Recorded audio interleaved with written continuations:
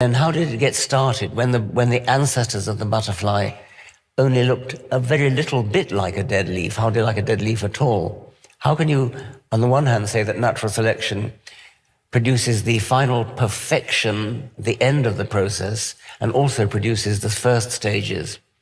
And I think the answer is that there's a great variety of seeing conditions.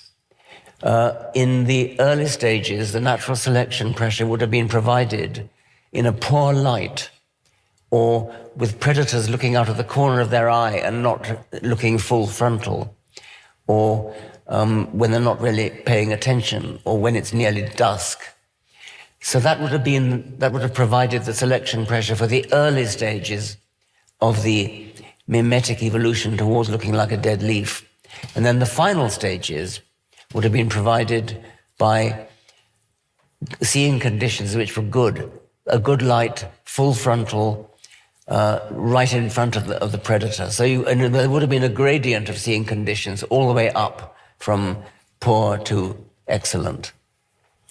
So this is the 1% is better than 0% and 2% is better than 1. That's right. It's one of the problems that creationists constantly bring up. What is the use of half a wing? What is the use of half an eye? What is the use of half a resemblance to a dead leaf?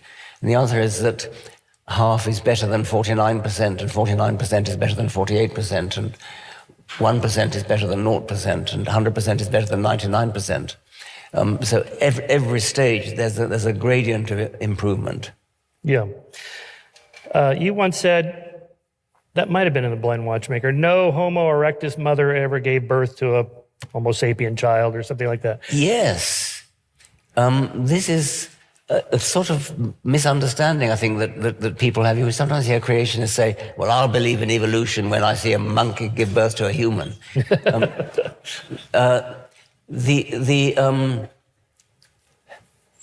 Well, what did you just say? Well, I mean, if we had, let's say, by some miracle, and it would be a miracle, we had every fossil hominid ever. Right. There'd be no species. That's right. If every fossil if every animal that ever lived was fossilized, and we had a complete fossil record of everything, as you say, there'd be no distinction between species. It would be just a continuum with spurts of rapid evolution and then less rapid.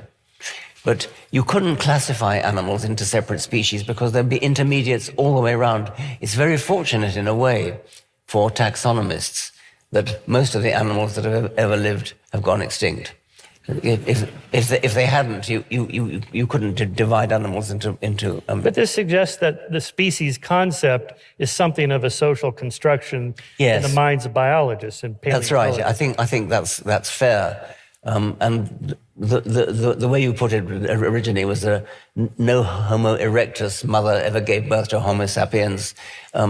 As you go back, if you could imagine following your ancestors back, if we could parade them, a great big long line of people disappearing into the past, your mother, your grandmother, your great-grandmother, etc. You walk along the line, you wouldn't perceive any consistent change. It would be, eventually you'd get to Homo erectus. Before that, even further into the past, you'd get to Australopithecus. But there never would be a dividing line. There never would be a point where you'd say, aha, this is the first Homo sapiens and the last Homo erectus. It's not like that. It was every animal that's ever lived belonged to the same species as its parents and its children. But yet, if you go back sufficiently far, you'll come to an ancestor which is a fish.